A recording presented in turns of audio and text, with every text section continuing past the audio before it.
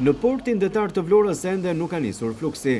Autoritetet portuale konfirmojnë për televizionin 6+1 Vlora se 11 ditë i pari muajit qershor ka shënuar një fluks normal të hyrjeve dhe daljeve. Kryesisht janë emigrant, por edhe shtetas të huaj, të cilët kanë nisur të vizitojnë qytetin e Vlorës apo vendin ton për të kaluar pushimet verore.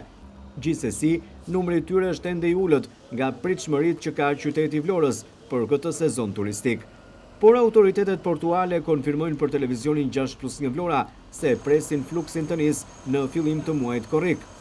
Muaji qershor po shoqërohet me një fluks normal të pasagjerëve në portin detar të Vlorës. Autoritetet portuale konfirmojnë se fillimi i muajit korrik pritet që të nisë edhe fluksin ku pushues vendase të huaj do të zgjedhin tragetet e linjës Vlorë-Brindisi për të mbritur në Vlorë e prej pikës kalimit kufirit në portin detar për të hyrë në vendin ton për të kaluar pushimet verore.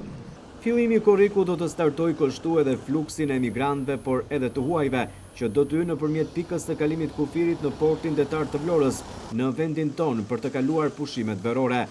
Një pjesë e mirë e tyre do të jenë emigrant, por edhe shtetas të huaj që do të frekuentojnë bregdetin ton gjatë këtij sezoni turistik.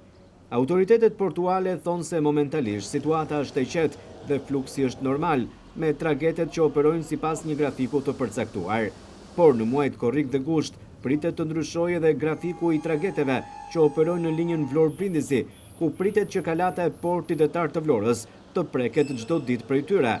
Madje edhe 2 herë në ditë, nëse do të ketë fluks të konsiderueshëm.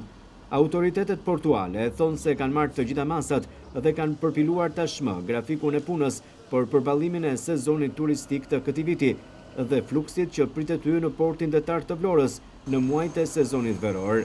Sipas autoriteteve portuale, momentalisht situata është e qetë, e megjithatë ka fluks disi më të rritur në fundjavë.